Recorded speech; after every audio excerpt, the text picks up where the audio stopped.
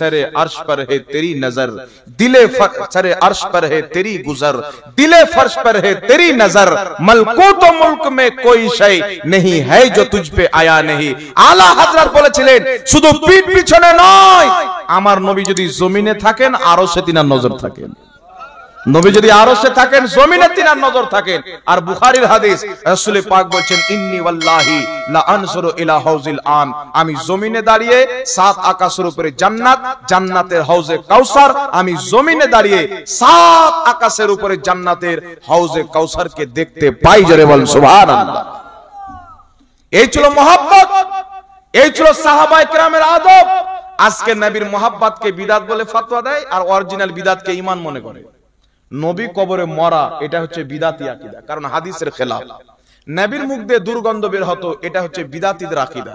নবীর ওসিলা চলবে না, এটা বিদআতীর আকীদা, কারণ হাদিসে আছে নবী নিজেই ওসিলা নিয়েছেন, নবী নিজেই ওসিলা দিয়েছেন। নবীর সম্মান বড় ভাইয়ের মতো করতে হবে, এগুলো বিদআত। আর একটা নয় দুটা নয়, কোটি কোটি বিদআত ওয়াহাবি মতবাদ মান্যকারীদের মধ্যে ভরা আছে, তাদের কিতাবের মধ্যে ছাপা আছে। আর আজকে রাসূলকে যদি মোহাব্বত করেন তো বিদআত। বলে কি? বুখারী শরীফের হাদিস, মা আয়েশা বলছেন নবী বলেছেন যেই আমল আমার দ্বীনের অন্তর্ভুক্ত নয় সেই আমল পরিত্যাগ করতে হবে, বাদ দিতে হবে। তো নবীর সম্মানে কেউ যদি মিলাদ করে তো নবীর সম্মানটা দ্বীনের অন্তর্ভুক্ত নয়। নবীর সম্মানটাই তো হলো দ্বীন। বলে মিছিল যে বের করছো, তো মক্কাতে এত কাফির ছিল, নবী যখন জন্ম নেয় মক্কাতে কি মিছিল বের হয়েছিল? নবী যখন মক্কাতে জন্ম নেয় আবু জেহেল ছিল, উতবা শাইবা ছিল, ঈমানদার কলমা পড়নেওয়ালা তো ছিল না, মিছিল বের হয়নি। কিন্তু পড়ো কিতাব হাকিম আল মুস্তাদরাক আলা সহিহাইন, এই কিতাবের মধ্যে সহিহ হাদিস, মুসলিম শরীফের মধ্যে সহিহ হাদিস। মদিনায় যে মুসলমান ছিলেন তারা খবর পেয়েছেন নবী আসবেন হিজরত করে মদিনা, প্রত্যেক দিন মিছিল বের করে। ইমাম কাস্তালানী মাওয়াহিবুল্লাহ দ্বীনের মধ্যে লিখছেন যে নবী আসবেন, মিছিল বের করছেন, একটি জায়গাতে সবাই একত্রিত হচ্ছেন, ইয়া রাসূলুল্লাহ ইয়া মুহাম্মাদের স্লোগান দিচ্ছেন। দেখছেন সন্ধ্যা হয়ে গেল, নবী আসেনি, বাড়ি ফিরে চলে আসে। আর একদিন হঠাৎ করে আমার নবী আসছেন সানিয়া নামক গ্রাম থেকে বেরিয়ে। নবী পাক সাল্লাল্লাহু আলাইহি সাল্লাম আসছেন, ওই তারিখটা ছিল 12 রবিউল আউয়াল, সোমবারের দিন। মুসনাদে আহমদের মধ্যে হাদিস, ওই তারিখ ছিল রবিউল আউয়াল মাসের 12 তারিখ, সোমবারের দিন। আমার আপনার নবী মক্কা থেকে হিজরত করে মদিনা আসছেন। মুসলিম শরীফের হাদিস, ফাসাইদার রিজাল ওয়ান নিসা ফাওকাল বুয়ুত তাফাররাকাল গিলমান ওয়াল খুদ্দাম ফি তুরুক ইউনাদুনা ইয়া মুহাম্মদ ইয়া রাসূলুল্লাহ ইয়া মুহাম্মদ ইয়া রাসূলুল্লাহ। সাহাবায়ে কেরাম মহিলারা ছাদের উপরে বাড়ির দরওয়াজাতে দাঁড়িয়ে উকি মেরে মেরে তাকাচ্ছেন, আর সাহাবায়ে কেরাম বাচ্চা গোলাম বুড়া সবাই বাড়ি থেকে মিছিল বের করেছেন, আর সকলের জবানে একটাই নারা, ইয়া মুহাম্মদ ইয়া রাসূলুল্লাহ। জোরে বল সুবহানাল্লাহ। তো মিছিল মক্কাতে হলো না, মদিনাতে কেন হলো? নবী আসছেন মক্কায় মিছিল নাই, নবী যখন মদিনাতে আসছেন মিছিল, তো মক্কাতে কাফির ছিল, মিছিল বের করেনি। মদিনাতে নবীর কালমা পড়নেওয়ালা সাহাবা মুসলমান ছিল, মিছিল বের হয়েছে। বুঝা গেল নবীর আগমনের মিছিল কাফির বের করবে না, মদিনার সাহাবার মতো ঈমানদার বের করবে। বলেন সুবহানাল্লাহ। তো মক্কার কাফিরকে অনুসরণ করতে হবে না মদিনার সাহাবাকে অনুসরণ করতে হবে? কাকে অনুসরণ করতে হবে? আরে মিছিল বের করে আমরা কি করি? মিছিল বের করে আনন্দ প্রকাশ করি। আল্লাহ যখন কাউকে কোনো নিয়ামত দেয়, মানুষ যদি আনন্দ প্রকাশ করে তো আল্লাহ পাক তার প্রতি খুশি হয়। তাই আল্লাহ বলছেন কুল বিফাদলিল্লাহি ওয়া বিরাহমাতিহি ফাবিযালিকা ফালিয়াফরাহু। হে নবী তুমি বলে দাও, যদি আল্লাহর রহমত পাওয়া যায়, ফজল পাওয়া যায়, তারা যেন আনন্দ প্রকাশ করে। বলেন তো আমার নবীর চাইতে বড় রহমত আছে? বাবা রহমত, ছেলে রহমত, মা রহমত, কিন্তু নবী হচ্ছেন ওয়ামা আরসালনাকা ইল্লা রাহমাতাল লিল আলামিন। বেটা বাপের জন্য রহমত, বাপ বেটার জন্য রহমত, মুস্তাফা কুল কায়নাতের জন্য রহমত, খোদা রহমাতুল লিল আলামিন, রব্বুল আলামিন মুস্তাফা রহমাতুল লিল আলামিন। যেখানে আমার আল্লাহ বলনেওয়ালা পাওয়া যাবে, মুহাম্মদ রাসূলুল্লাহ বলনেওয়ালা পাওয়া যাবে। যেখানে আল্লাহর রুবুবিয়ত পাওয়া যাবে, সেখানে আমার নবীর নবুয়ত ও রিসালাত পাওয়া যাবে। তাহলে আল্লাহর নবী যেই দিন এসেছেন আনন্দ হওয়া যাবে কি যাবে না? একটু জোরে বলেন, যাবে কি যাবে না? তাহলে মিছিল সাহাবা বের করেছিলেন, আমরা বের করলে সমস্যা আছে? এই জোরে বলেন সমস্যা আছে? সমস্যা নয়, বরং সাহাবায়ে কেরামের ওই সুন্নাত আজ পর্যন্ত আমরা জিন্দা করে রেখেছি।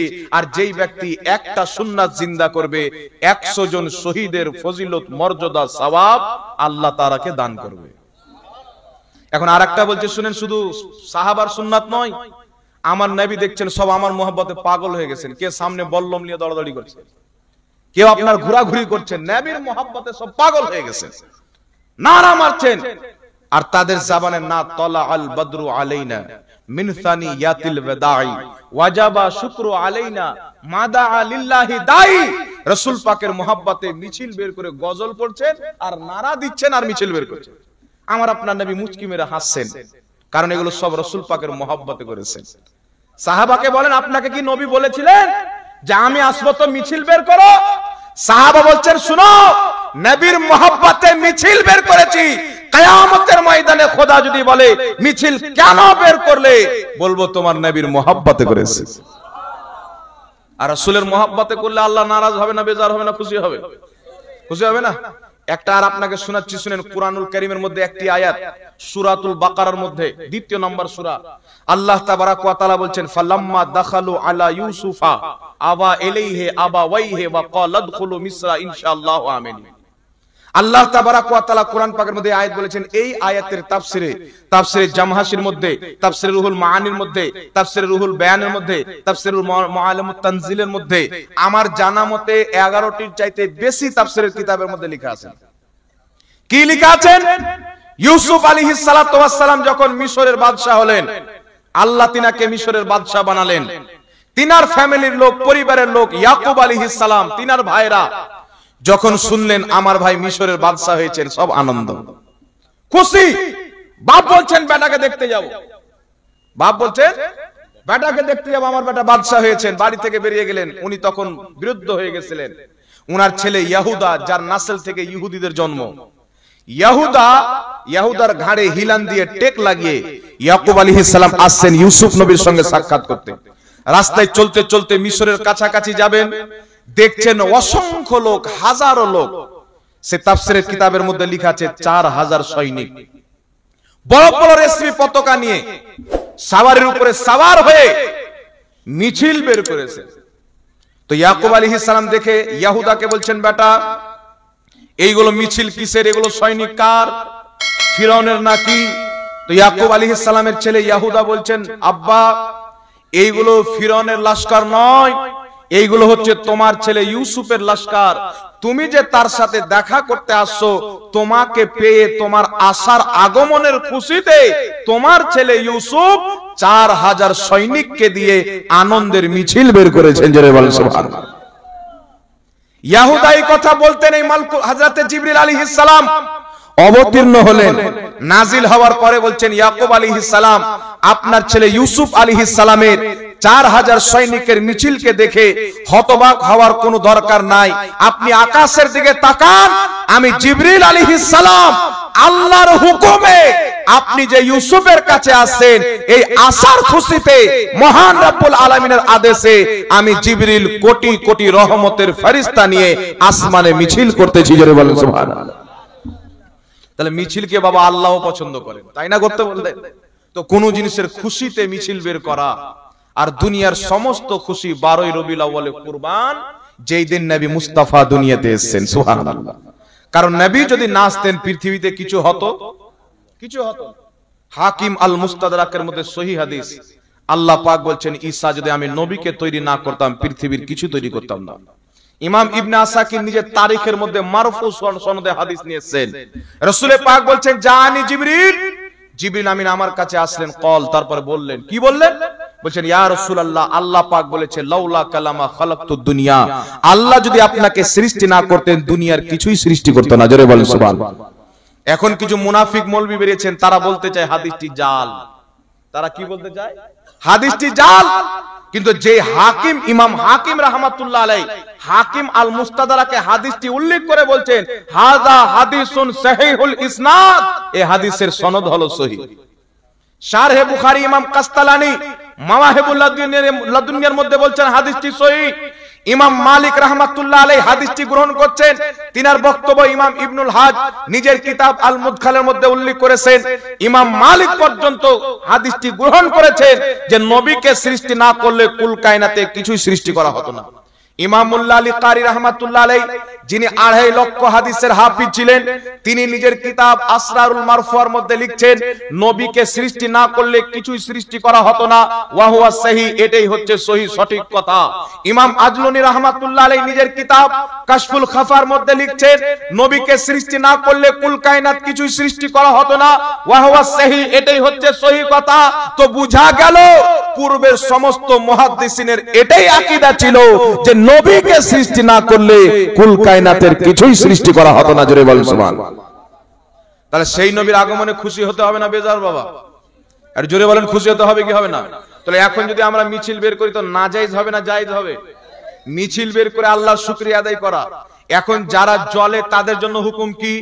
তো লাম মাযহাবীদের কিতাব, তাদের সবচাইতে বড় গুরু নওয়াব সিদ্দিক হাসান খাঁ ভোপালী নিজের কিতাব আশ-শামামাতুল আনবারিয়া পৃষ্ঠা নাম্বার 12 এর মধ্যে লিখতেছেন যেই ব্যক্তি নবীর আগমনে মিলাদ শুনে খুশি না হবে ওই ব্যক্তি মুসলমান নয়, কাফির। তাদের মৌলবি বলছে কাফির, মুসলমান নয়। তাহলে বুঝা কি গেল, যেই দিন নবী এসেছেন সেই দিন খুশি হওয়া, আনন্দিত হওয়া তাদের জন্য প্রযোজ্য যারা নবীর কলমা পড়ে মুসলমান হয়েছেন। একটু জোরে বলতে হবে সুবহানাল্লাহ। এবার চলে আসেন বিরাদর ইসলাম, মিছিল তো হয়ে গেল। তাহলে মিছিল কি নতুন জিনিস না সাহাবা করেছেন? কোন কিতাবের মধ্যে আছে? মুসলিম শরীফ। কোন কিতাবের মধ্যে? জোরে বলেন। মুসলিম শরীফ। হাকিম আল মুস্তাদরাকের মধ্যে হাদিস, আর বুখারী শরীফের মধ্যে হাদিস। সাহাবা বলছেন যেই দিন নবী মক্কা থেকে মদিনা এসেছেন সেই দিনের চাইতে বেশি খুশি আনন্দ কোনোদিন হয়নি, কোনোদিন হয়নি। তো নবীর মক্কা থেকে মদিনা আসা সহজ, কিন্তু নবীর দুনিয়াতে আসাটা তার চাইতে আরো বড় নিয়ম। কারণ নবী যদি দুনিয়াতে না আসতেন তো মক্কা থেকে মদিনা কি করে যেতেন? তো বুঝা গেল মক্কা থেকে মদিনা আসলে ওই দিন যদি সাহাবার জন্য সর্বশ্রেষ্ঠ খুশির দিন হয়ে যায়, তো নবী যেই দিন দুনিয়াতে এসেছেন ওই দিনটা অবশ্যই সর্বশ্রেষ্ঠ আনন্দের দিন। একটু জোরে বলতে হবে সুবহানাল্লাহ। এইবার শুনেন বিরাদর ইসলাম, মিলাদুন নবী একটু বলতে লাগলাম তো মিলাদুন নবীটাও বলে দিই, শুনলেন? মিলাদুন নবী আমরা পালন করি। কিছু লোক বলে যে নবী করেনি, সাহাবী করেনি। তবে একটা কথা মনে রাখবেন, মিলাদুন নবী আমার আপনার নবী নিজেই পালন করেছেন। যারা বলে মিলাদুন নবী নবী পালন করেননি তাদের হাদিস সম্পর্কে জ্ঞান নাই, গবেষণা করার আরো দরকার আছে। আল্লাহর নবী সাল্লাল্লাহু আলাইহি সাল্লাম কি করে মিলাদ পালন করেছেন? দুইটি তরিকাতে আমার নবী মিলাদুন নবী পালন করেছেন। দুটি তরিকা। এক, মুসলিম শরীফের হাদিস, নবী পাক প্রত্যেক সোমবারে রোজা রেখে প্রত্যেক সপ্তাহ নিজের জন্মদিন পালন করতেন রোজা রেখে। নবী রোজা রাখছেন, সাহাবী বললেন হুজুর আপনি প্রত্যেক সোমবারে রোজা কেন রাখেন? রাসূল বলছেন ফিহি ওলিদতু, এই দিন আমি জন্মগ্রহণ করেছিলাম, তো আমি রোজা রেখে আমার জন্মদিন পালন করছি, আল্লাহর শুকরিয়া আদায় করছি। দ্বিতীয় হাদিস মুসনাদে বাজ্জারের মধ্যে, মুসান্নাফে আব্দুর রাজ্জাকের মধ্যে, তাহজিবুত তাহজিব কিতাবের মধ্যে, মাজমাউজ জাওয়ায়েদের মধ্যে সহিহ সনদও আছে, হাসান সনদও আছে। আল্লাহর নবী সাল্লাল্লাহু আলাইহি সাল্লাম 40 বছর পর নিজের নবী হওয়ার এলান করেছিলেন। নবী হয়েছিলেন আদমের সৃষ্টির পূর্বে। 40 বছর পর নিজের নবী হওয়ার এলান করলেন। এলান করার পর আমার আপনার নবী সাল্লাল্লাহু আলাইহি ওয়াসাল্লাম সাহাবায়ে কেরামকে জমা করলেন। কোন দিন? নবীর জন্মদিনে। একটি ছাগল জবাই করলেন। ছাগল জবাই করে আমার আপনার নবী সাহাবাকে খাওয়ালেন। ইমাম জালালউদ্দিন সিউতি রাহমাতুল্লাহ আলাইহি হুসনুল মাকসাদ ফি আমালিল মাউলিদ কিতাবের মধ্যে লিখছেন আল্লাহর নবী 40 বছর পর নিজের নবুয়তকে প্রকাশ্য করলেন। তারপরে আল্লাহর নবী ছাগল জবাই করে নিজের জন্মদিনকে কেন্দ্র করে যে সাহাবাকে খাওয়াচ্ছিলেন, আল্লাহর নবী ছাগল খাইয়ে নিজের মিলাদ পালন করেছেন। জোরে বলতে হবে সুবহানাল্লাহ। তাহলে মিলাদ পালন করা নাজায়েজ নয়, মিলাদ পালন করা সুন্নাত। কেউ রোজা রেখে পালন করতে পারে, এটাও নবীর সুন্নাত। কেউ খাওয়া দাওয়ার ব্যবস্থা করে পালন করতে পারে, এটাও নবীর সুন্নাত। কেউ মিছিল বের করে আল্লাহর শুকরিয়া আদায় করতে পারে, এটাও সাহাবায়ে কেরামের সুন্নাত। এজন্য ইমাম জালালউদ্দিন সিউতি আল হাবিলিল ফাতাওয়া দ্বিতীয় খণ্ডের মধ্যে লিখছেন যে মানুষজনকে জমা করে নবীর জন্মের দিনে খাওয়া দাওয়ার ব্যবস্থা করা, মাহফিলের ব্যবস্থা করা, ভালো কাজের ব্যবস্থা করা, কোরআন তেলাওয়াত করা, নাত পাঠ করা, এই সমস্ত জিনিস হচ্ছে ভালো কাজ। যারা করবে আল্লাহ তাদেরকে সওয়াব দান করবে। মক্কা শরীফের ফকিহ ইমাম ইবনে হাজার হাইসামি রাহমাতুল্লাহ আলাইহি নিজের কিতাব ফাতাওয়া হাদিসিয়ার মধ্যে লিখছেন, যুগ যুগ থেকে মুসলমান নবীর মিলাদ পালন করে আসছেন। আর মিলাদুন নবী, নবীর জন্মদিনকে কেন্দ্র করে মানুষের জন্য খাওয়া দাওয়ার ব্যবস্থা করা, কোরআন তেলাওয়াত করা, জিক্র আজকার করা, মাহফিলের ব্যবস্থা করা, দান সাদকা করা, এই সমস্ত কাজের মাধ্যমে নবীর জন্মদিন পালন করা শুধু জায়েজ নয়, বরং সওয়াবের কাজ। জোরে বলতে হবে সুবহানাল্লাহ। ইমাম ইবনে সালেহ শামী রাহমাতুল্লাহ আলাইহি, ইমাম সালেহ শামী নিজের কিতাব সুবুলুল হুদা ওয়া রশাদের মধ্যে লিখছেন মিলাদুন নবী পালন করা যায়। 950 বছর পূর্বের কিতাব ইমাম ইবনুল জাওজি রাহমাতুল্লাহ আলাইহি নিজের কিতাব বায়ান ও মাউলিদিন নবীর মধ্যে লিখছেন মিলাদুন নবী পালন করা যায়। মক্কা মদিনার ইমাম মুল্লা আলী কারি রাহমাতুল্লাহ আলাইহি 2.5 লক্ষ হাদিসের হাফিজ, তিনি নিজের কিতাব মাওরিদুর রাবি ফি মাউলিদিন নবীর মধ্যে লিখছেন মিলাদুন নবী পালন করা যায়। ইমাম কাস্তালানী রাহমাতুল্লাহ আলাইহি মাওয়াহিবুল্লাহ দুনিয়ার মধ্যে লিখতেছেন মিলাদুন নবী পালন করা যায়। আর সব চাইতে বড় কথা শুনেন, মিলাদুন নবী পালন করলে আল্লাহ রাজি হয় না, বেজার হয়। এখন আপনাকে একটা দলিল দিচ্ছি, আর শুনেন। শাহ ওয়ালিউল্লাহ মুহাদ্দিস দেহলভী রাহমাতুল্লাহ আলাইহি সকলের মাথার তাজ, লামাযহাবীয় মুহাদ্দিস মানে, দেওবন্দীয় মানে, আমরাও মানি। শাহ আব্দুল আজিজ মুহাদ্দিস দেহলভী রাহমাতুল্লাহ আলাইহি নিজের কিতাব ফাইজুল হারমাইনের মধ্যে লিখছেন আমাদের বাড়িতে প্রত্যেক বছর মিলাদুন নবী আমরা পালন করতাম। এক বছর ভুলে গেলাম যে আজকে মিলাদুন নবী, তারিখটাই ভুলে গেলাম, স্মরণে নাই। যেই দিন নবীর মিলাদ, সেই দিন স্মরণে আসলো যে আজকে তো নবীর জন্মের দিন, তো মিলাদুন নবী পালন করব, তো বাড়িতে কিছু নাই। শাহ ওয়ালিউল্লাহ মুহাদ্দিস দেহলভী বলছেন আমাদের বাড়িতে চানা ছিল, বদম, রাত্রে ভিজাই সকালে খাই, বুট। শাহ ওয়ালিউল্লাহ মুহাদ্দিস দেহলভী বলছেন ওটাকে ফাতিহা করে বন্টন করে নবীর মিলাদ পালন করলাম। রাত্রেতে ঘুমিয়ে আছেন, স্বপ্নে রাসূল পাক এসেছেন, রাসূলের পাকের হাতে ওই বুটগুলো আছেন যেগুলো তারা বন্টন করেছিলেন। আচ্ছা বলেন তো আমার নবীর স্বপ্ন মিথ্যা না সচ্চা?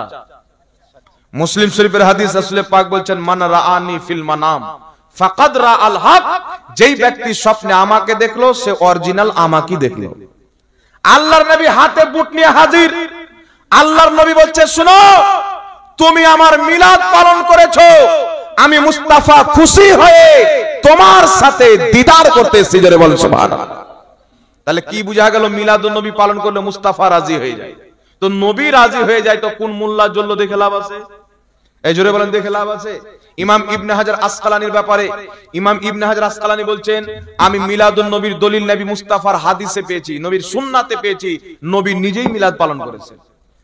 তাফসিরে রুহুল বায়ানের মধ্যে ইমাম ইসমাইল হাক্কি উল্লেখ করেছেন, ইমাম জালালউদ্দিন সিউতি আল হাবিলিল ফাতাওয়ার মধ্যে উল্লেখ করেছেন ওয়াকাদ ইস্তাখরাজাত লাহুল ইমামুল হাফিজ ইবনে হাজার আসকালানি রাহিমাহুল্লাহ আসলান মিনাস সুন্নাতি। তিনি বলছেন ইমাম ইবনে হাজার আসকালানি শারহে বুখারী রাহমাতুল্লাহ আলাইহি বলছেন আমি মিলাদুন নবীর দলিল নবী মুস্তাফার সুন্নাতে পেয়েছি। মিলাদুন নবী আমার আপনার নবী নিজেই পালন করেছেন। জোরে বলতে হবে সুবহানাল্লাহ। এইজন্য মিলাদুন নবী পালন করা যায়, জুলুস বের করাও যায়। কথা বুঝতে পারছেন কি পারেন না? তবে জুলুস বের করতে হবে, জুলুসের মধ্যে কোনো গায়র শরঈ কাজ যেন না হয়, জুলুসের মধ্যে শরীয়ত বিরোধী যেন কর্মকাণ্ড না হয়। সাহাবায়ে কেরাম যেইভাবে মিছিল বের করেছিলেন, উযু করে পাক পবিত্র হয়ে সুন্দর লেবাস পরে দুরূদ পড়তে পড়তে, স্লোগান দিতে দিতে, গজল পড়তে পড়তে মিছিল বের করবেন, এটা কিয়ামত পর্যন্ত অবৈধ হবে না। মদিনার সাহাবার সুন্নাতে আমল হবে, ইউসুফ নবীর সুন্নাতে আমল হবে, কোটি কোটি ফেরেশতার সুন্নাতে আমল হবে। আর তাদের চরিত্র মোতাবেক যারা মিছিল বের করবে আল্লাহ তাদের কদম কদমে সওয়াব দান করবে। জোরে বলতে হবে সুবহানাল্লাহ। কথা বুঝতে পারছেন কি পারেন না? আল্লাহ পাক সকলকে বুঝার তৌফিক দান করুক। সকলে বলুন আল্লাহুম্মা আমিন। যাই হোক বিরাদর ইসলাম, তো আপনাদেরকে বলতেছিলাম আমরা মিলাদুন নবী পালন করি নবীর মুহাব্বতে। এখানে একটা মাসলা আর বলে দিই, একটা কথা আর শুনেলেন যে মিলাদুন নবী পালন করি আর আমরা কিয়াম করি। মিলাদের সাথে কিয়ামটা হচ্ছে জড়িত। দাঁড়িয়ে ইয়া নবী সালামু আলাইকা পাঠ করি, দেখবেন কিছু মৌলবি বেরিয়েছে, মানুষকে বলে এটা নবীর টুপি, এটা ভারতের মৌলবিদের টুপি, আপনি কোনটা টুপি নেবেন?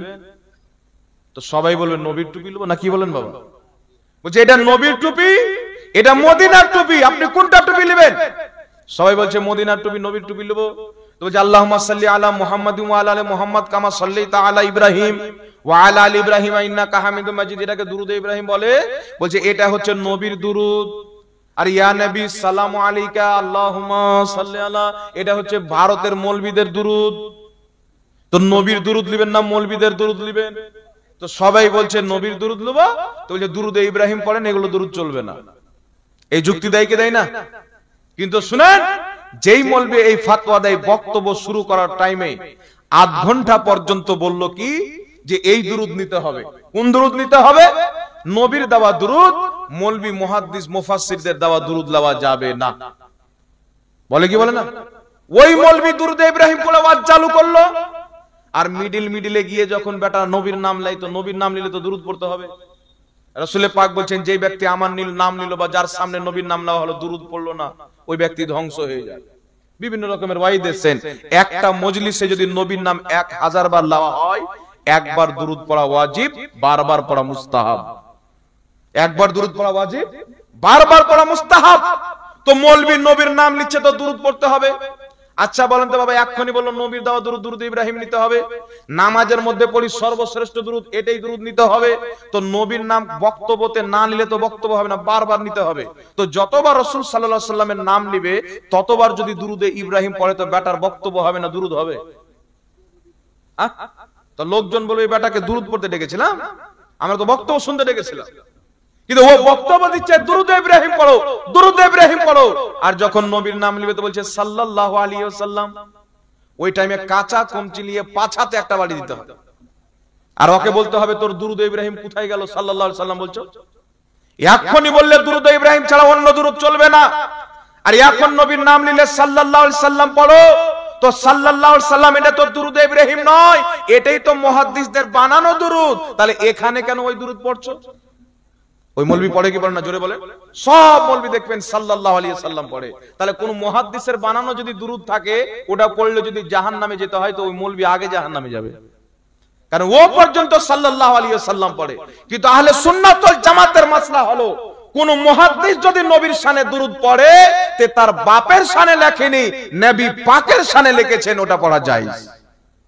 রাস্তার কোন চামার যদি নবীর শানে কোনো ভালো কথা লিখে দেয়, মক্কার সরদার তোমাকে সালাম, মদিনার তাজদার তোমাকে সালাম, উম্মতের গামখার তোমাকে সালাম, শাফাতের কান্ডার তোমাকে সালাম, একটা রাস্তার চামার যদি লেখে মুসলমান না থাকে, তাহলে ওর লেখা এই ছন্দ পড়া যাবে কিনা?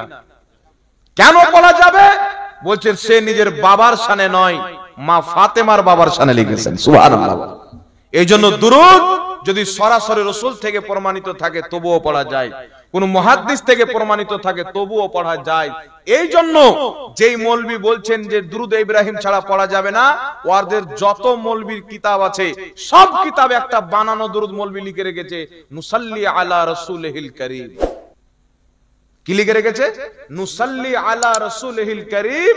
এটাও একটা দুরূদ ওদের কিতাবের মধ্যে লিখেছেন। তো আমরা ইয়া নবী সালামু আলাইকা পড়লে যদি জাহান্নামী হয়ে যায়, এদের সমস্ত বাপ দাদা যত মৌলবি আছে দাড়ি টুপিওয়ালা সব জাহান্নাম, সব জাহান্নাম চলে যাবে। এই জন্য বিরাদর ইসলাম, কোন মৌলবি যদি বলে এটা দুরূদ পড়ো, এটা দুরূদ পড়িও না, ও মৌলবি নয়, দাড়ি টুপিওয়ালা শয়তান। এটা দুরূদ পড়লে বেশি নাকি, এটা দুরূদ পড়লে কম নাকি, ওকে কোন দুরূদের বেশি নাকি কম নাকি, নেকিটা ও দিবে? নেকিটা কি ওর বাবা দিবে? আরে নবীর দুরূদ কোনটা ছোট নয়, কোনটাও বড় নয়, সবটাই বড়। কথা বুঝতে পারছেন? সবটাই লাজবাব। যে কোন দুরূদ মুসলমান পড়বে, আল্লাহ তাকে সওয়াব দান করবে। জোরে বলেন সুবহানাল্লাহ। কত রকমের দুরূদ পড়া হয়?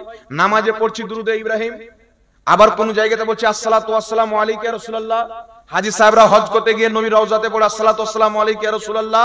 আবার কোথাও পড়া হয় নবী আলাইহিস সালাম, আবার কোথাও পড়া হয় নুসাল্লি আলা রাসূলিল কারীম, আবার কোথায় পড়া হয় সাল্লাল্লাহু আলাইহি ওয়াসাল্লাম। এই কত রকম দুরূদ পড়া হয়, তারাও পড়ে আমরাও পড়ি, কিন্তু আমাদের বেলা ব্যারাম আর ওদের বেলা আরাম। একে বলে মুনাফিক। ওর বক্তব্য হচ্ছে আমার বেটা যদি রোজাতে কিছু ভুলে খেয়ে নেয়, আমার বেটার রোজা ভাঙবে না, সুন্নিরা খেলে ভেঙে যাবে। তো শরীয়তটা ওর বাপের ঘরের নাকি বলে? আল্লাহ হেদায়েত দান করুক, সকলে বলেন আল্লাহুম্মা আমিন। একটু লক্ষ্য করেন, জায়েজকে নাজায়েজ বলা এটা হচ্ছে ওদের কর্তব্য, হালালকে হারাম বলা এটা হচ্ছে তাদের কর্তব্য। এখন ইয়া নবী বলছে, ইয়া নবী বললে নবীকে অপমান করা হয়। বাংলাদেশে একটা মৌলবি আছে দেখবেন, কাজ্জাব বিন ইহুদি সাহেব, যে বলেছে নবীর মুখ দিয়ে দুর্গন্ধ বের হতো, নাউজুবিল্লাহ বলেন। কথাটা বলতে বাবা রূহ পর্যন্ত কাঁপে, কিন্তু মানুষকে না বললে বুঝবে না। কালকে মোবাইলে দেখে এই কি সুন্দর বক্তব্য দিচ্ছে, সুবহানাল্লাহ, ঈমানটাই বিক্রি করে দিবে। তো কাফিরের পরিচয় করিয়ে দেওয়া এটা হচ্ছে সহিহুল আকীদা আলিম ওলামাদের উপরে ফরজে আইন, ফরজে আইন। কারণ এটা হচ্ছে ঈমানের ব্যাপার, ঈমানটাই যদি চলে যায় তো নামাজ রোজা নিয়ে কি করবে? এই জন্য বিরাদ ইসলাম বলছে কি, তার বেটা বলছে নবীকে ইয়া নবী বলা, নবীকে অপমান করা। আমাদের আপনাদের পশ্চিমবঙ্গের মুখ্যমন্ত্রী মাননীয় মমতা ব্যানার্জি, তাকে যদি আপনি বলেন এই মমতা ব্যানার্জি, এই মমতা ব্যানার্জি, তাহলে বেয়াদবি হবে কি হবে না? কথা বলেন। আর আপনারা যদি ধরেন আপনাদের এখানে মাদ্রাসায় মুফতি সাহেব আছেন, মাদ্রাসায় আছেন, হযরত আছেন, হযরতকে যদি বলেন যে এই মৌলভী সাহেব, এই অমুক নাম নিয়ে যদি ডাকেন তো বেয়াদবি হবে কি হবে না? তো এই নবী বলে ইয়া নবী বলে ডাকছো তো বেয়াদবি হবে না? এটা হলো তাদের যুক্তি। একজন আবার বলছে ইয়া নবী বললে নবীকে অপমান করা হবে। আল্লাহ নবীকে কত সম্মান দিয়েছেন, ইয়া আইয়ুহান নবী, ইয়া আইয়ুহান নবী, হে সম্মানিত নবী, আল্লাহ কত সম্মান দিয়েছে। আচ্ছা বলেন তো বাবা, ইয়া আইয়ুহান নবীর অর্থ কি করলো? হে সম্মানিত নবী। নিজের ধর্মকে টিকার জন্য, মানুষকে গুমরাহ করার জন্য কোরআন পাকের অনুবাদ চেঞ্জ করলো। ইয়া আইয়ুহান নবীর অর্থ যদি হে সম্মানিত নবী হয়, কোরআন পাক আছে ইয়া আইয়ুহাল কাফিরুন, আছে না নাই? তাহলে কি হবে? হে সম্মানিত কাফির। এটা অনুবাদ হবে কি হবে না? জোরে বলেন, হবে কি হবে না? তো ইয়া আইয়ুহান নবী, ইয়া আইয়ুহাল কাফির, দুটোই কোরআন পাক আছে, কুল ইয়া আইয়ুহাল কাফিরুন, আছে না নাই? তাহলে এখানে যদি হে সম্মানিত নবী হয়, তাহলে এখানে হে সম্মানিত কাফির হবে কি হবে না? তাহলে মৌলবীর একটা চোখ আছে একটা নাই, একদিক পড়েছে নবীর বেলা, কাফিরের বেলাটা ভুলে গেছে। তো ইয়া আইয়ুহান নবীর অর্থ হলো হে নবী, ইয়া নবীর অর্থ হলো হে নবী। প্রসিদ্ধ গ্রামারের কিতাব শারহে জামি প্রত্যেক মাদ্রাসায় পড়ানো হয়। সেই শারহে জামির মধ্যে লিপিবদ্ধ, ইজা ক্বালা ইয়া রাজুলু ফামানাহু কামানা ইয়া আইয়ুহার রাজুল, ইয়া আইয়ুহার রাজুলের অর্থ যেটা, ইয়া রাজুলের অর্থই সেটা। ইয়া আইয়ুহান নবীর অর্থ যেটা, ইয়া নবীর অর্থও সেটা। জোরে বলেন সুবহানাল্লাহ। এখন প্রশ্ন হচ্ছে বিরাদর ইসলাম, ইয়া নবী বললে নবীকে অপমান করা হয়, এইরকম দলিল পৃথিবীর কোনো মাটিতে নাই। আপনারা একটু বলেন তো, ইয়া নবী বললে যদি নবীর অপমান হয়, তাহলে ইয়া আল্লাহ বললে আল্লাহর অপমান হবে কিনা? কথা বলেন। ইয়া নবী বললে যদি নবীর অপমান হয়, তো আল্লাহ বড় না নবী বড়? নবী বড় না আল্লাহ বড়? জোরে বলেন। আল্লাহ বড়। আল্লাহ খালিক, নবী মাখলুক। আল্লাহ মাবুদ, নবী বান্দা। আল্লাহ সাজদা পানে वाला, নবী সাজদা করনে वाला। আল্লাহ ইবাদত পানে वाला, নবী ইবাদত করনে वाला। তো নবীকে যদি ইয়া নবী বললে নবীর অপমান হয়, তাহলে ইয়া আল্লাহ বললে আল্লাহর তো বেশি অপমান হবে। তাহলে ওই মৌলবীর ফতোয়া অনুযায়ী তো আল্লাহকে অপমান করেছে, তাহলে সুন্নিরা জাহান্নামে পরে যাবে, ও আগে যাবে না? কি বলেন? আগে যাবে কি যাবে না? প্রত্যেকটা যুক্তির পিছনে তাদের কোরআনের ভুল ব্যাখ্যা, হাদিসের ভুল ব্যাখ্যা রয়েছে। তবে মনে রাখবেন বিরাদর ইসলাম, মদিনার সাহাবী কি বলেছেন? মুসলিম শরীফের হাদিস, ইয়া রাসূলুল্লাহ ইয়া মুহাম্মদ। সাহাবা বলছেন ইয়া রাসূলুল্লাহ বলাও যায়, ইয়া মুহাম্মদ বলাও যায়। জোরে বলেন সুবহানাল্লাহ। এখন আপনাকে বলি, শুনেন, একটু লক্ষ্য করে শুনেন। নবী পাক সাল্লাল্লাহু আলাইহি ওয়াসাল্লামকে আল্লাহ কোরআন পাকে ইয়া আইয়ুহান নবী বলেছেন, অন্য নবীকে ইয়া মুসা, ইয়া ঈসা, ইয়া ইয়াহইয়া বলে ডেকেছেন। তাহলে বোঝা গেল ইয়া আইয়ুহান নবী বলে নবীকে সম্বোধন করা জায়েজ আছে, ইয়া নবী বলে সম্বোধন করা জায়েজ আছে। এখন আপনাকে বলি, শুনেন, আগে নাম পরে সালাম, একটা মাসলা। আগে নাম পরে সালাম। হাদিস হচ্ছে আসসালামু কাবলাল কালাম, আগে সালাম পরে কালাম। আমরা বললাম ইয়া নবী সালামু আলাইকা, আগে নাম হয়ে গেল পরে সালাম হয়ে গেল, তো হাদিসের খেলাফ হয়ে গেল না? হাদিসের খেলাফ হয়ে গেল না? তবে একটা কথা মনে রাখবেন, তিরমিজির হাদিস আসসালামু কাবলাল কালাম, আগে সালাম পরে কালাম। ইমাম তিরমিজি বলছেন হাদা হাদিসু মুনকার, এই হাদিসটা সহিহ নয়, মুনকার হাদিস। সহিহ হাদিস কি? আজ থেকে প্রায় 1000 বছর পূর্বের লেখা কিতাব শারফে মুস্তাফা, তারিখে জুরজানি, দুটি কিতাবের মধ্যে বিশুদ্ধ সনদে হাদিস। মালকুল মউত এসে বলছেন ইয়া রাসূলুল্লাহ, আপনার আত্মা কবজ করতে এসেছি। আল্লাহ বলেছেন ইসরাইল, আমার নবীর কাছে অনুমতি চাইবে। নবী যদি রাজি হয়ে বলে যে আমার আত্মা কবজ করো, করবে, না বলে তো করবে না। আর মালকুল মউত জানে, একবার গিয়েছিলাম, মুসলিম শরীফের হাদিস, মুসা আলাইহিস সালামের কাছে গিয়ে বলছেন আপনার কাছে আল্লাহ পাঠিয়েছেন কেন? বলছে আপনার আত্মা কবজ করব। মুসা আলাইহিস সালাম একটা পটাশ করে থাপ্পড় মারলেন, ইসরাইল আলাইহিস সালামের চোখ বেরিয়ে পড়ে গেল। সহিহ মুসলিমের সহিহ হাদিস, চোখ বেরিয়ে জমিনে পড়ে গেল। আমার নবীর দরবারে সাহাগী সিলিন্ডার, হুজুর আপনি যদি অনুমতি দেন আত্মা কবজ করব, না দিলে করব না। এমনি সময় জিবরিল আলাইহিস সালাতু ওয়াস সালাম আসলেন। জিবরিল আলাইহিস সালাম এসে বলছেন ইয়া মুহাম্মদ আলাইকাস সালাম। সুবহানাল্লাহ হবে না? একটি হাদিসে আছে উনি বললেন ইয়া মুহাম্মদ আলাইকাস সালাম, আরেকটি হাদিসে আছে উনি বললেন ইয়া আহমদ আলাইকাস সালাম। আমার নবী বললেন না জিবরিল ইয়া মুহাম্মদ বলে পরে সালাম দেওয়া বিদআত, ইয়া মুহাম্মদ বলে পরে সালাম দেওয়া নাজায়েজ, ইয়া আহমদ বলে পরে সালাম দেওয়া চলবে না। আমার নবী বললেন ওয়া আলাইকুমুস সালাম। আমার নবী উত্তর দিয়ে সমর্থন করে কিয়ামত পর্যন্ত বৈধ করে দিলেন। আর কিয়ামত পর্যন্ত নবী মুস্তাফা দলিল কায়েম করে দিলেন যে কিয়ামতের সকাল পর্যন্ত আগে ইয়া নবী বলা, পরে সালাম দেওয়া, আগে ইয়া হাবিব বলা, পরে সালাম দেওয়া, এটা বিদআত নয়, সমস্ত ফেরেশতার সরদার জিবরিল আলাইহিস সালামের সুন্নাত। জোরে বলেন সুবহানাল্লাহ।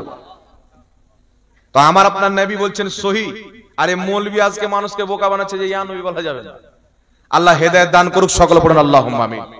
সাহাবায়ে কেরাম জিদ্দর ময়দানে গেছেন, তো কাফিরও বলছে আল্লাহু আকবার, মুসলমানও বলছে আল্লাহু আকবার।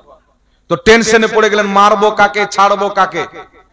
তো সাহাবা চিঠি লিখলেন, আবু বকর সিদ্দিক তখন খলিফা ছিলেন, নবী আমার ইন্তিকাল করেছিলেন। আবু বকর সিদ্দিককে চিঠি লিখলেন, হুজুর কাফির আল্লাহু আকবার বলে, আমরাও আল্লাহু আকবার বলি, মারবো কাকে ধরবো কাকে বুঝতে পারে না, কি করি? আবু বকর সিদ্দিক উত্তরে বলছেন, কাফির যখন আল্লাহু আকবারের স্লোগান দিবে, তোমরা ইয়া মুহাম্মদ ইয়া রাসূলুল্লাহর স্লোগান দিবে। জোরে বলেন সুবহানাল্লাহ। তো ইয়া নবী বলা, ইয়া মুহাম্মদ বলা, এটা তো সাহাবার সুন্নাত।